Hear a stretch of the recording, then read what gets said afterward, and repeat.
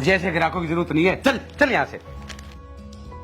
अरे अरे क्या हो गया भाई? अरे देखो ना भाई साहब, ये दुकानदार मेरे साथ बदतमीजी कर रहे हैं। आप मेरे साथ आइए। अरे भाई साहब क्या बात हो गई? आप इनके साथ कैसे बदतमीजी कर रहे हैं? कुछ नहीं भाई साहब, ये आदमी मेरे से 4 दिन पहले सामान लेके गया था और अब बोलता वापस कर ले।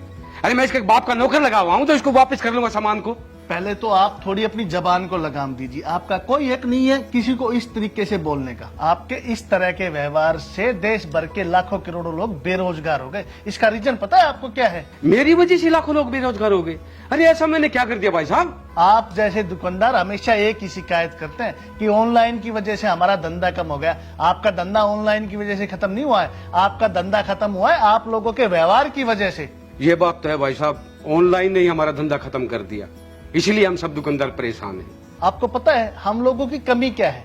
हम कभी अपनी गलती नहीं मानेंगे, हम अपनी गलती दूसरे के सिर पे मढ़ देते हैं। याद रखिए, दुकानदार का सामान कभी नहीं बिकता, बिकता है उसका व्यवहार।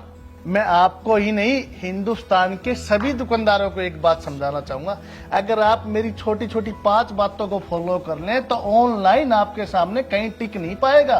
पहला तो ये, आप जो भी सामान बेचते हैं उसकी क्वालिटी, उसकी गुणवत्ता उच्च क्वालिटी की होनी चाहिए। दूसरा, आपके सामान का जो मूल्य है वो बिल्कुल जायज होना चाहिए। और सबसे जरूरी बात, जो भी आप सामान बेच रहे हैं, सामान बेचते समय आपने ये सूट जब इस भाई को दिया था उस समय भी आपका व्यवहार इसी तरीके का था क्या? जो अब आप इसको ऐसे धक्के मार रहे थे। सामान बेचते समय जो आपका व्यवहार है वैसा ही व्यवहार आप सामान वापस लेते समय कीजिए, क्योंकि अगर आपका व्यवहार अच्छा होगा तो आप कस्टमर का दिल जीत लेंगे।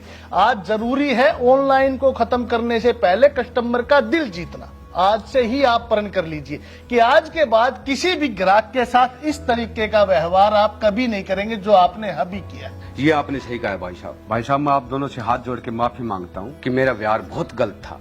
कस्टमर के साथ मुझे ऐसा व्यवहार नहीं करना चाहिए। कृपया मुझे माफ करें भाई साहब, सॉरी। कोई बात नहीं भाई साहब, आपका व्यवहार अच्छा रहा तो फिर आएंगे, नहीं हमारे पास तो ऑप्शन है ऑनलाइन खरीदने का। याद रखना, अब आगे फेस्टिवल सीजन आ रहा है, दीपावली का त्योहार आ रहा है, और जो बड़ी बड़ी कंपनियां हैं ना, ऑनलाइन कंपनियां, उन्होंने अपनी कमर कस ली है। अब हिंदुस्तान से अरबों खरबों का व्यापार करके वो विदेशों में लेके जाएंगी।